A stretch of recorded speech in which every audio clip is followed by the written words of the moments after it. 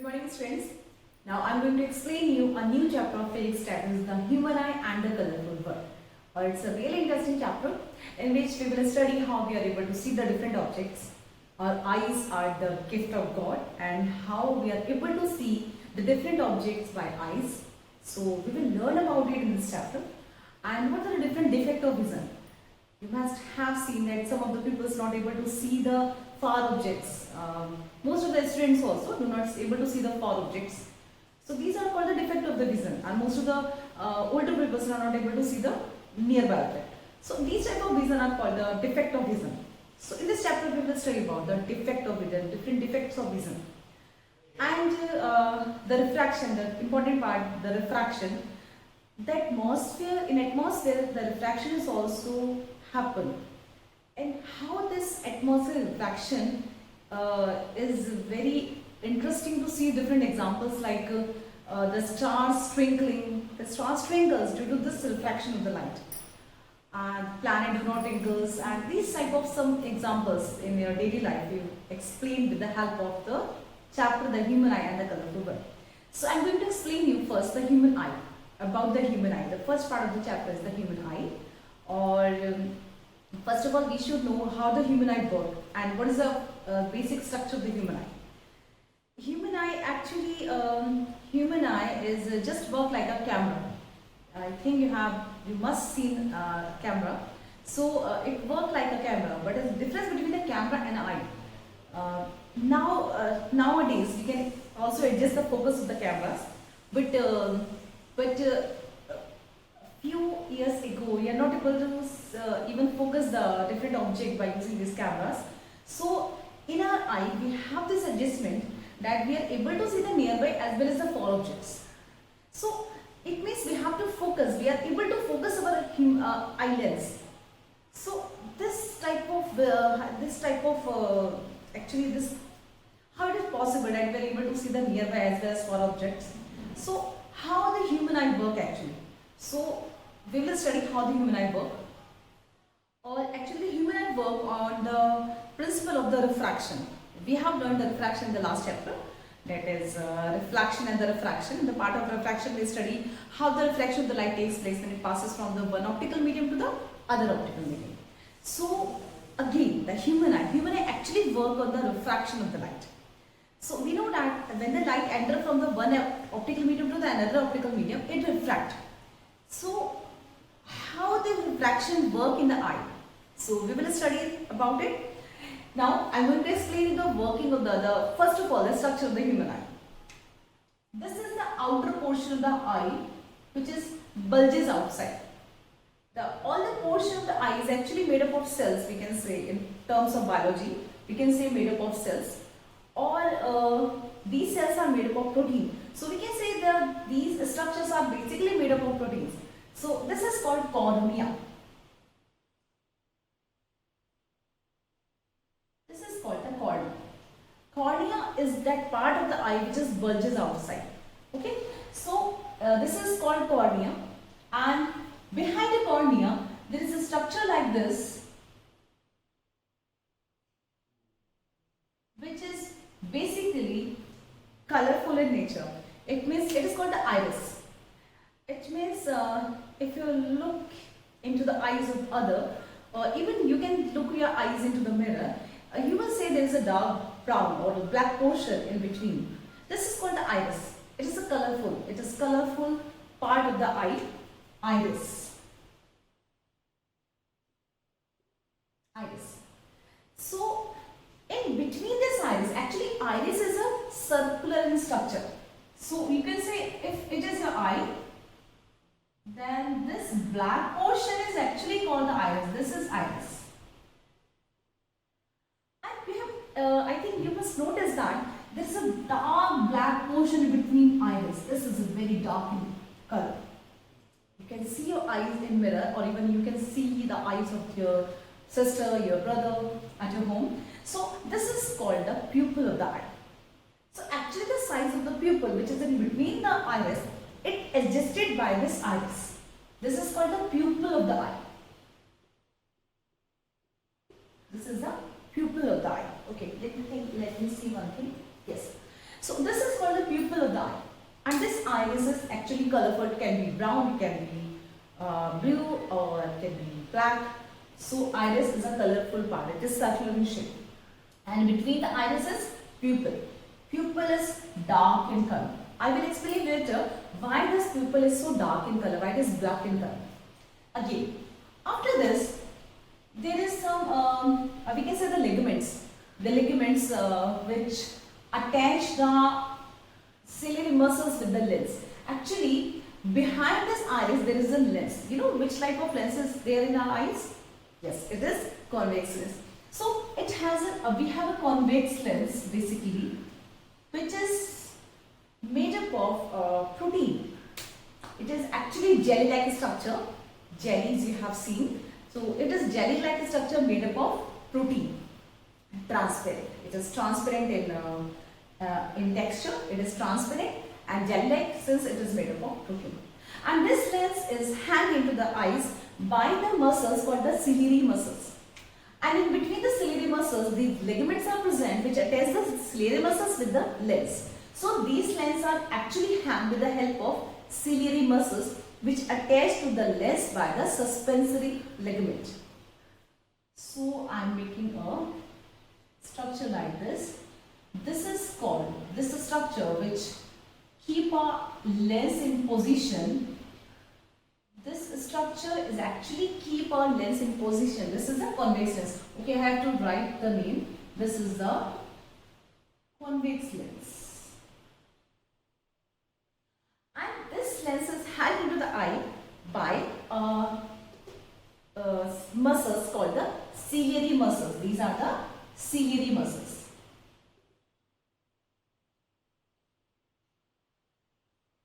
Okay, and these ligaments which attach these ciliary muscles to the lens is called the suspensory ligaments.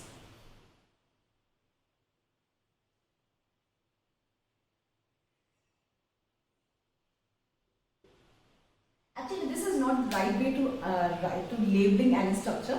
Actually, the right way to label any structure is you make a diagram here and label it on one side. This is the actual method. This is the exact method to label any figure. So again, this is the ciliary muscles and these are the suspensory ligaments. You know, what is the function of the ciliary muscles? Actually, these ciliary muscles function is really important in our eyes. You know, you are able to see the nearby object as well as the far object. You are able to see the distance at a book which is at a distance of 25 cm from your eye. You can see the words clearly. Even though you can see the stars which are at infinite distance from us. So how we are able to see the nearby as well as the far objects so clearly? So because the focal length of our eye can be changes. Since it is made up of jelly, it is jelly means a flexible structure. So it is made up of jelly and this focal length of this jelly-like structure that is called the convex lens can be changes. And you know what help to change the focal length of this lens? Actually, these ciliary muscles help to change the focal length of the eyes, the convex lens of our eyes. And okay, we will discuss later how these ciliary muscles help to change the focal length of the eye, on how you are able to see the nearby as well as the far object. So okay, first there is a cornea which is bulges outside.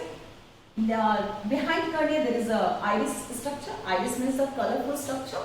It is brown, black, blue, or even though green in color. So and in between this iris, actually iris is a circular in shape, and between the iris there is a dark color structure. It is not actually the structure. A dark color hole we can say. It is a hole. This hole is made by this iris, and this hole is called the pupil. This is the pupil of the eye. And behind this iris there is a lens called the convex lens. So in the eyes we have a convex lens which is flexible in nature, made up of protein, and we can also change the focal length of this lens by using the ciliary muscles. The ciliary muscles are attached to the lens by the ligaments called the suspensory ligaments. Okay. Now, in between this lens and this cornea, there is a liquid present, which is transparent actually. And you know, any liquid should have should be denser as compared to the air. So it means these liquids also help in the refraction of the light. And this bulbous nature of this corneas also help in the refraction of the light. Okay, again. Now, after this lens, there is a liquid present in the eye. This is our eye. This is a ball of the eye. So, this is the liquid. This is a structure which contains liquid which is called the vitreous humor. The liquid which is present in between the lens and this pupil, and this cornea is called the aqueous humor. This is the aqueous humor. And the liquid which is present in between the lens and the retina, this is called the retina. This is, I think I should make this figure here in the middle of the board. Okay. So this is the retina, and between the lens and the retina there is a liquid present which is called the vitreous humor.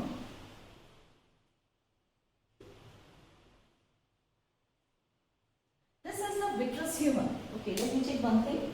Yes. So this is the vitreous humor. And this liquid is also transparent and it also helps in the reflection of the light. Here in this retina, there is also a structure present like this. Through this structure, a lots of nerves connect this eye to the brain. And this structure, actually these are the nerves. You know the function of the nerves. Nerves carry the messages from one part of the body to the other part in the form of the electrical signals called the impulse.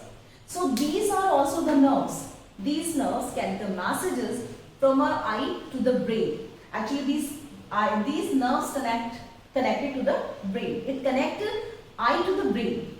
And these nerves are called the auditory nerves. Sorry, auditory for the ears. I'm really sorry for that. These are called the optical nerves. Optical means always related with the eyes. So this is called the optical nerves. Optical nerves. Okay.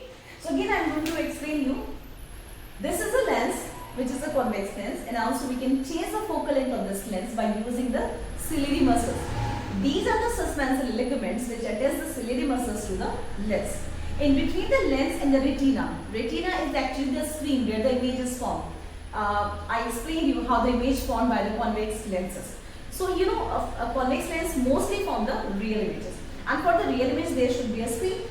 So where is the screen in our eyes? In our eyes the screen is this retina. So image is formed on this retina.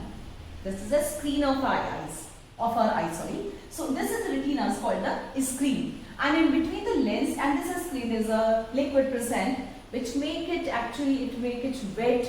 It makes this eyeball wet, flexible, and it can't possible that this portion becomes hollow. It can't be possible. So there is a liquid which is called the vitreous humor, and this liquid which present in between the lens and the cornea is called the aqueous humor, which also help to make the eyes wet. And this is a screen where the image is formed by the eye is called the retina. And there is a portion from where the messages from the eye can be conveyed to the brain. And this is called, basically this point where these nerves start is called the blind spot. Why is called the blind spot? Because if the image is formed at this point, we can't see that image. So that's why it is called the blind spot. And the nerves are started from this point, and these nerves are called the optical nerves. And what is the function of the optical nerves? Optical nerves carry the messages in the form of impulse, electrical impulse from eye to the brain. So this is the structure of the eye. Okay, one more thing I have to explain you that the retina has two types of cells. In our eyes, retina has two types of cells. One is the cone cell and the second one is the rod cell.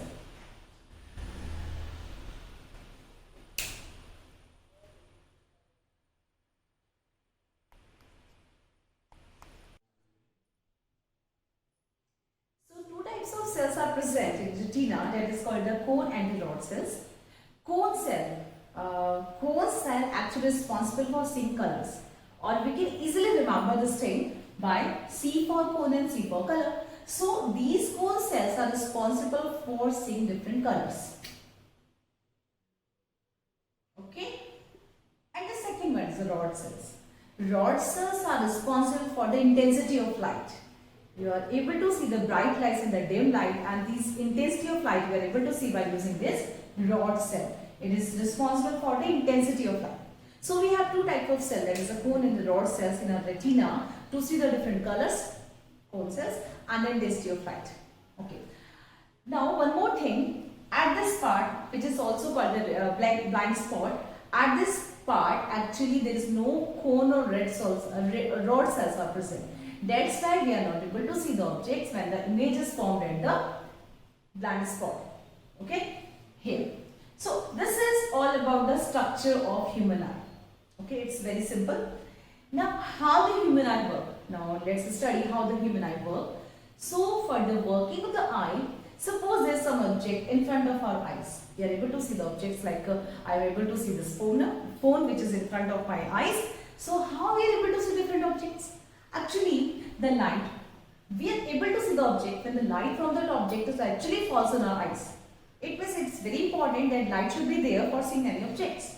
So suppose this is an object and light is always travel. It means actually the light falls on the object, and after reflection from that object, it falls on our eyes. So since it is not the luminous object, it can be the non-luminous object, the light falls on this object is actually travel to our eyes, and when this light ray enter into the cornea, it's also a bulging part of the eyes, so we can say it will refract the most of the light rays.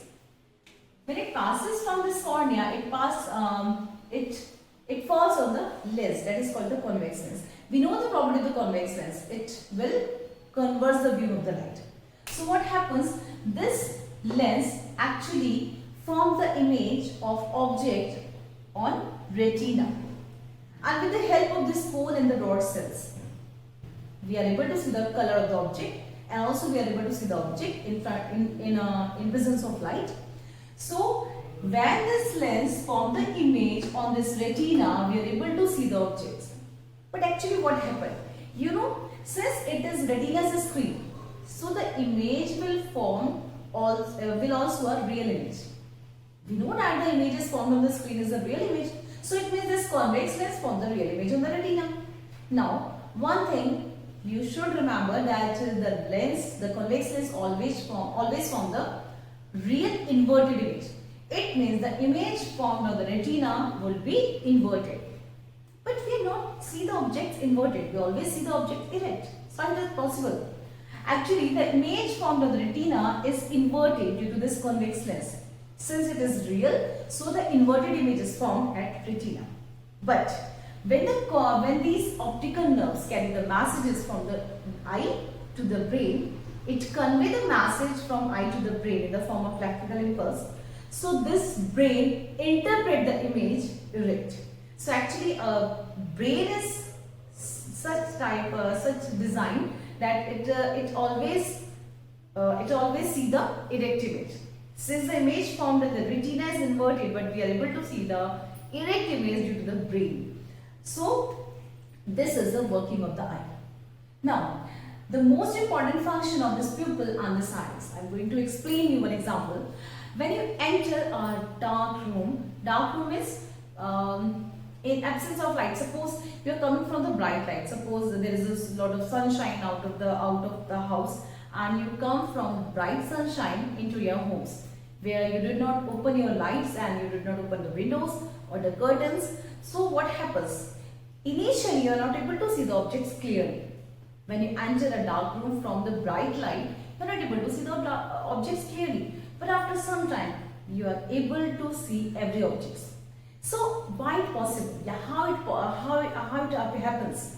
So just try to understand that this iris control the size of this pupil. Okay, I want to explain you now about the pupil. Pupil is not any structure. It is a simple hole which is formed by this iris. This iris forms this hole which is called the pupil of the eye. You should notice it. You should notice it when you're there in the bright light. The size of the pupil become really so small. It shrink actually. So if the size of the pupil is like this in the bright light, its size should be like this in a bright light. So actually the size of the pupil contract, or we can say it becomes a small in size in a bright light, or in a dark light it becomes large in size. So why it happens, and what is there which control this one? Actually this iris control the size of the pupil. Now what happens when we are there in a bright light, when we are there in the bright light, since our eyes need a small light for seeing any objects, it depends on the intensity, that is the rod cells, that how much light you should have for seeing any object. So this iris control the size of the pupils, and this pupils become small in size, because now you don't need a lot of light to see the objects, because there is a bright light. So the light which is enough to see the objects, your eye is able to enter only that light which is enough to see any objects. मतलब ये है कि iris size को इस तरह से control करेगा कि जितनी लाइट आपको ऑब्जेक्ट देखने के लिए चाहिए उतनी ही लाइट आपके अंदर एंटर हो सके. So what happens actually, the iris makes the pupil size so small. Now what happens when you come to the dark room? When you come to the dark room, actually the size of the pupil have to expand out, but this iris takes time to change the size of this pupil. So when you enter into the dark room, since your pupil size is so small, so the small amount of light is entered into your eyes. So that's why you are not able to see the objects clearly. But after some time, this iris controls the size of the pupil and it becomes large. So when it becomes large, so most of the light is able to enter into your eyes. So that's why you are able to see that now you are able to see the different objects clearly. So it means iris takes time to control the size of the pupil. That's why when we enter into the dark room from the bright sunlight, we are not able to see the objects clearly. Again, what happens when you move from dark room to the bright light?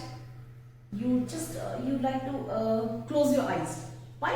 Because the size of this pupil is large now, and a lot of the light is entered into your eyes, and you don't need a lot of light. So you just like to blink your eyelids. You like to blink your eyes. Okay, one more thing. Why this color of pupil is black? You know why objects appear black in color? Yeah, I am saying to you that if this board is white, yeah, why this board is white in color? Yeah, why we look this board to be white in color? This board looks white because all the light ray which falls on this board reflected back as it is. So that since we know that the color of the white light is color of the light is white, so we can say this board appear white. Or if I am saying you that this color is appear to be blue, why it appear blue? Because when the light ray fall on this object, all the color except blue it absorb, but the blue color light it reflect. That's why we see this object, we see this color blue. It means if something appear to be red in color, it means the red color light it reflects and all the colors it absorb. So that's why it appear to be red in color. And what is about the black? The objects appear black when it absorbs all the light rays and do not reflect back any color of light. So it appears black in color. It means in this pupil, all the light is absorbed actually. It is not reflected back. You can imagine that you are able to see the object since the image is formed in the retina. So it means the light which is entering into the pupil is actually falls on this lens and finally onto the retina, so that no light is reflected back from this part. So that's why it's appear to be black in color.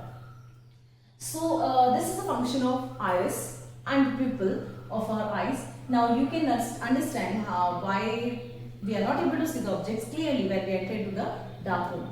Now just think about the nocturnal animals. You know, the animals which are able to see the objects at night, like the owl and the bats. So how the owl is able to see at night? Yeah, most of the different animals which are able to see at night. So they have the large number of rod cells. The rod cells are responsible for the intensity of light. The large number of rod cells are able to see them at night also. Since the number of rod cells are not so much in our eyes, so we are not able to see at night so much clearly as like the nocturnal animals.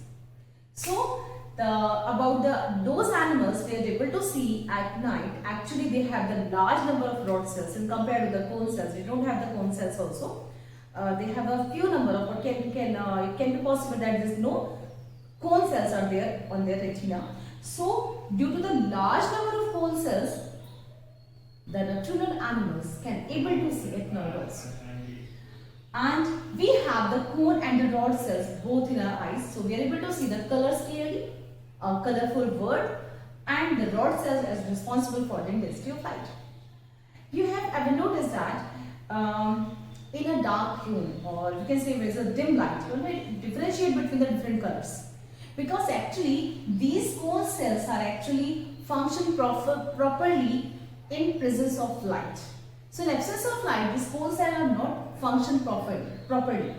So that's why when a dim light is there, we are not able to distinguish between different colors.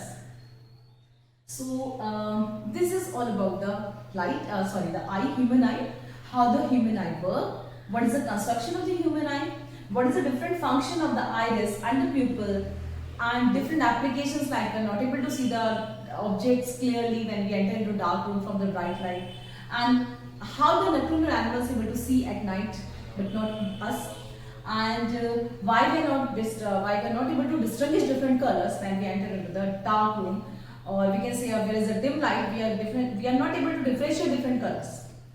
So this is all about the human eye, the working and the construction. So okay, I will explain you later in the next videos how we are able to see the nearby and the far objects clearly. Yeah, how these ciliary muscles work. So till then, bye.